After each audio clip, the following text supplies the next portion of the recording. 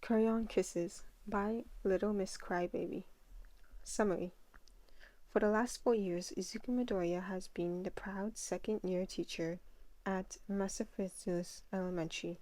His goal is to make sure every student in his class leaves with a little more respect, responsibility, and self-confidence than before.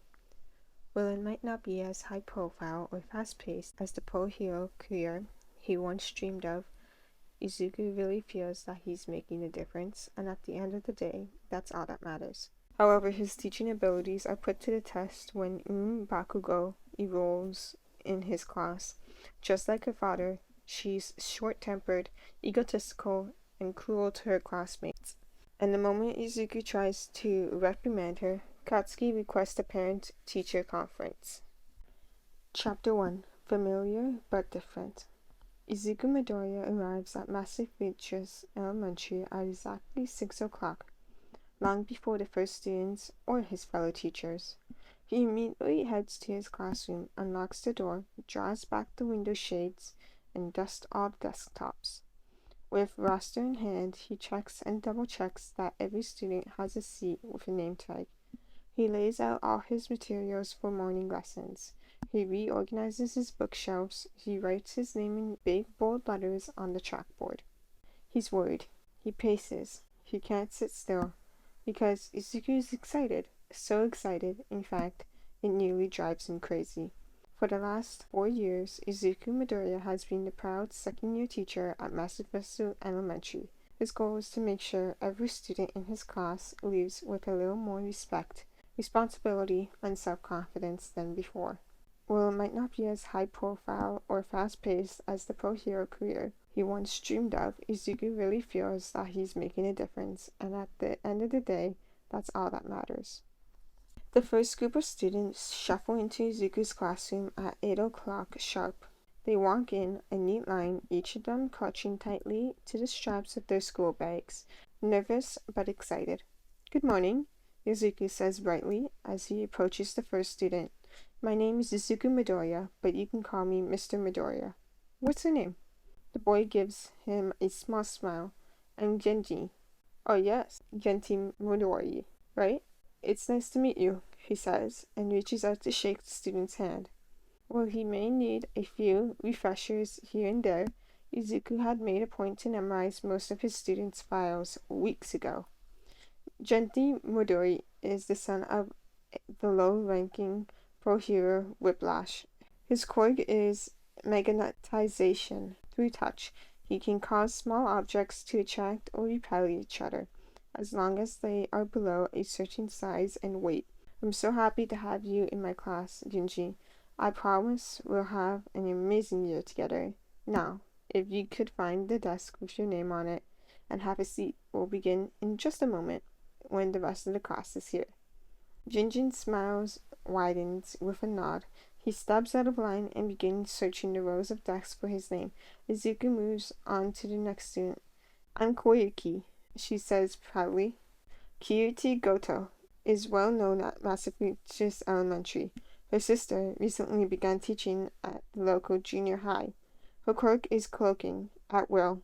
She can turn invisible for up to a minute at a time, although her ability can only be used every 3 hours.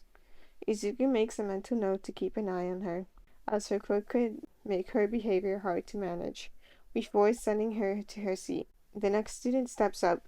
Shinzano is a new student who recently moved from Tokyo to Massachusetts. His quirk is Sprout. Depending on his mood, he can cause nearby plants to bloom or wilt. As the minutes tick by, more and more students begin piling. Hinata Tanuki, superhearing. Cho Masudu, elastically. Daisuke Nanako, liquefaction. The list goes on and on. By 8:15, 26 new fresh faces occupy the once empty seats of Izuku's classroom. Every name on his roster has been ticked off. They're all here. "Okay, everyone, it's time to get started," Izuku says as he stands before the group. An excited murmur runs through the class, and his heart soars. That's the thing he loves most about teaching children. Their potential is limitless, and their eagerness to learn is almost tangible. To begin this morning, we're going to do a couple of activities to get to know each other better. I know many of you attended Massachusetts Elementary last year, but some are new to the area, so let's all. A hand slowly shoots up from the back of the classroom. Miss Moritia? Mr. Midoriya, there's a girl standing in the hallway. Huh? Confused, Izuku turns to look back at the classroom door. Sure enough, a small figure is peeking around the doorframe. Oh, hello there. You don't have to be shy. Come on in, he says warmly, but the little girl instead shrinks back into the hallway. She must be lost, he thinks to himself as he approaches. Every name is checked off his roster. His class is already full. Maybe she's supposed to be with one of the other teachers on this floor? Don't worry, I'll help you find your classroom, Izuku's offered gently. After what seems like ages, patiently waiting for her to say something, or at least enter the room, he hears her sigh. Slowly, the little girl steps forward. Izuku freezes. One look at the child's face, and he knows exactly who she is. He's never seen her before, doesn't know her name, but he knows who she is. They told me at the office to come here, the little girl says sharply, fiddling with the hem of her sweater. Her natural expression seems to be a grimace. Izuku just blinks at her, dumbfounded. The girl continues. The old lady at the desk said I registered late or something stupid like that, so you probably don't know about me yet. She said I'm supposed to be in your class, though. Oh, I see. Izuku finally manages. Nervous sweat is chopping up around the collar of his shirt. That's okay. There's enough room in my class for everyone. Just tell me your name, and I'll get it all figured out. The little girl finally lets go of her sweater and just looks up at him. Her eyes are just as blood-red as her father's. If there had been any doubt about it before, if the bleached blonde hair and sharp upturned nose hadn't been enough, the eyes confirm it. Izuku knows them anywhere. Yumi, she snaps. Yumi Bakugo. The arrival of his new unexpected student throws a huge wrench in Izuku's morning plans. After 30 minutes of back and forth emails with the main office, Izuku finally confirms that Yumi Bakugo is, in fact, his student. She'd been a late register, so late she hadn't been entered into the system when his final roster was issued. Upon hearing the news, Izuku takes a moment to digest it. Well, you can't judge a student by their parents. Just because her father was, like he was, doesn't mean she will be too. You have to treat her like you would any other student, with love, compassion, and understanding, he reminds himself, as he leads Yun to an empty desk at the back of the classroom. He helps her place her backpack on the back of her chair and gives his shoulder a gentle, encouraging squeeze. She growls in response, before returning to the front. Alright, everyone, Izuku says, trying his best to smile. He has to stay positive. Just because Umi Bakugo is an unforeseen addition doesn't mean she's a bad one. She isn't Katsuki, and Izuku is excited to have her in his class, just like he is with any other student. Thank you all so much for being patient. Now, as I was saying before, we have plenty of new faces in this room, so I want to give everyone a chance to introduce themselves to the whole class. Tell us your name, your age, where you're from, and some interesting things about you. Does everyone understand? A hand immediately shoots up in the back of the room. Izuku bites his lip. Yes, Miss Bakugo? He asks. You have a question? Can we talk about our quirks? She asks, heartily, eyes glinting with the same intense light Izuku had seen in Katsuki so many times. For a moment, that look startles him. Of course you can talk about anything you like. How about I go first as an example? Izuku's students nod excitedly. Alright, then. My name is Izuku Midoriya. I'm 27 years old, and I've lived here in Massachusetts my entire life. My favorite color is green, my favorite food is katsudon, and my favorite hero is All Might. The last comment immediately ignites a debate among the class. Mine is Hawks, one of Izuku's students up front cries. What? What about Best Genius? I like Mount Lady. Endeavor is so cool. Alright, everyone, quiet down for a moment, Izuku says with a chuckle, raising his hand for silence. You'll have plenty of time to talk about your favorite heroes when you introduce yourself. Now, who would like to go first? Wait, I have another question, Yumi suddenly cries, waving her fan frantically in the air. Bakugo, remember, we remain quiet until we're called on, okay? She huffs in response, which Izuku accepts as understanding. Now, what's the question? You forgot to talk about your quirk. Izuku freezes. Well, that's not really a question, Yui. He laughs half-heartedly. His humor does nothing to dispel the young girl's intense gaze. After a long, tense silence, he says, well, you see, the reason I don't talk about my course is because I don't have one. I was born as what you call quirkless. A wave of curious murmurs travel throughout the room. The children's expressions range from confused to shocked and even awed, having never heard of someone being quirkless before. At the back of the room, Bakugo stares at him with wide eyes. Oh, she says quietly. Her brow creases in thought as she stares down at her desktop. After a long moment of contemplation, her face twists into a scowl. Well, that's dumb. Yep, she's Katrin's daughter, Izuku thinks with a nervous smile. It's something you don't hear about very often anymore. There are less and less quirkless children being born by the year.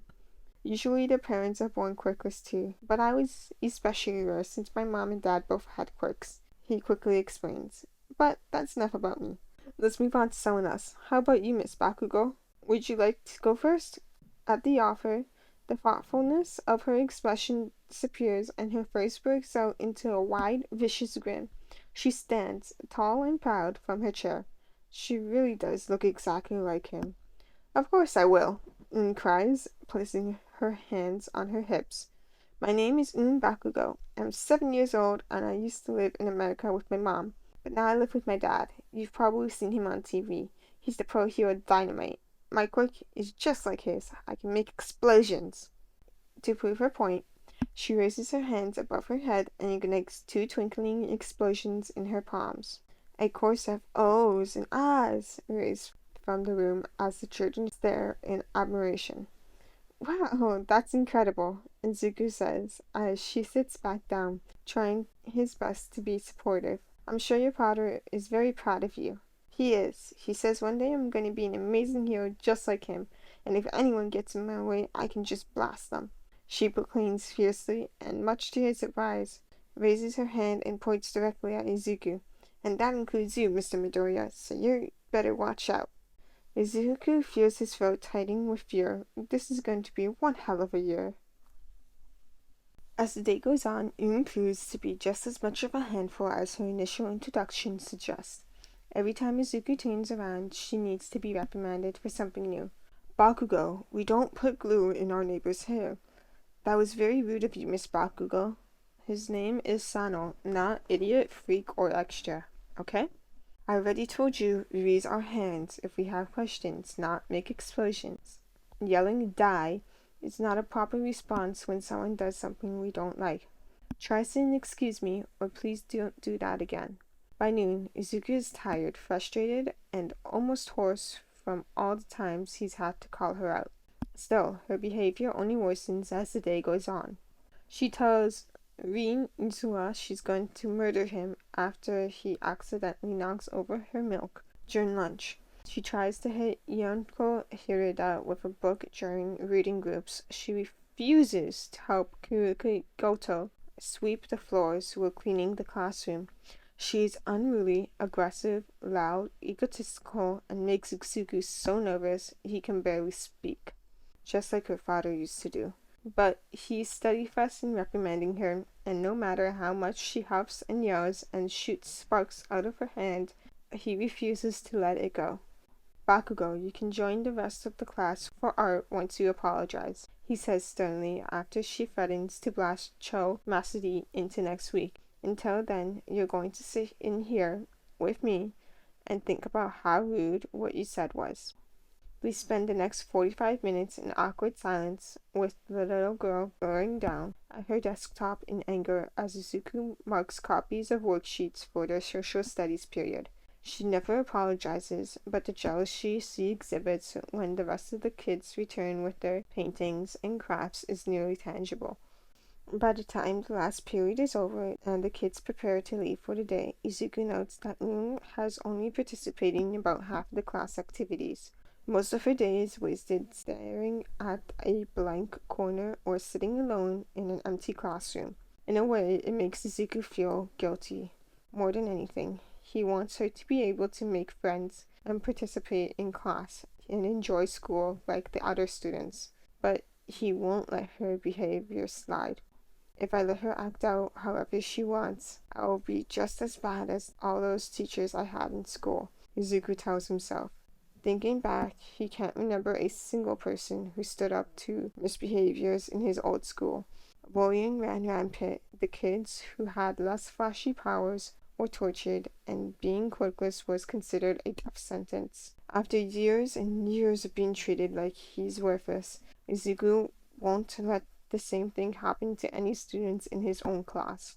Yum would not turn out like her father. Izuku refuses to let her. Goodbye, Moria. Goodbye, Tanaka. Goodbye, Usa. Izuku says as the dismissal bell rings and the students begin streaming out into the hallway. In return, he receives multiple goodbyes, a few friendly waves, and enough bright smiles to make his heart swell. He continues with his farewells until Yumi reaches the door. Wait just a minute, Miss Bakugo, he says politely as he blocks her with his arms. She glares up at him. What? I want you to stay behind for a moment, okay? With a huff and dramatic flare of sparks between her fingers, she applauds and steps to the side. Izuku waits until the rest of the students are gone, wishing the final boy an amazing afternoon before approaching her. Okay, Yumi, I think we need to have a little talk before you go, he says, crouching down to meet her eyes. She defiantly looks away. I know we had a rocky start today, but I want you to know that I'm going to do everything in my power to make it better. I don't know what the problem is, but we're going to keep working on it, and working on it until we figure it out. I won't give up on you, no matter what, alright? She remains silent. Izuku smiles at her expectantly. After what seems like an eternity, she finally sighs. Yeah, fine, whatever. Can I go now? She spits out, kneading the hem of her sweater. Promise me you'll try harder to behave tomorrow, okay? What, are you crazy? I don't have to promise you anything. Yumi, I'm not asking you to automatically be better. I'm just asking you to try. As long as you're making an effort, I won't punish you as harshly as I did today. I just need to know that you understand that this behavior is unacceptable. She wrinkled her nose in disgust. Fine, I promise. Are you happy now? Can I leave? Izuku sighs, closes his eyes, and nods. They'll keep trying, even if it's as tough as pulling teeth. Alright, Yumi, you may go. I'll be excited to see you tomorrow morning. I hope you have a wonderful evening. And with that, the little girl is gone, disappearing down the hall with her head hanging low and a scowl on her face.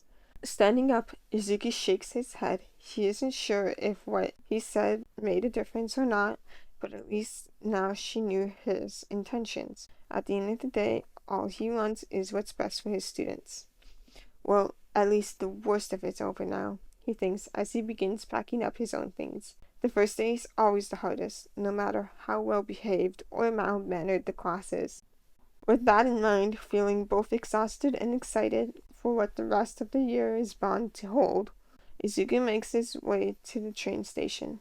Little did he know, however, the worst was indeed far from over, because Yumi Bakugo had taken what Izuku said to heart, and unfortunately she told her father all about it.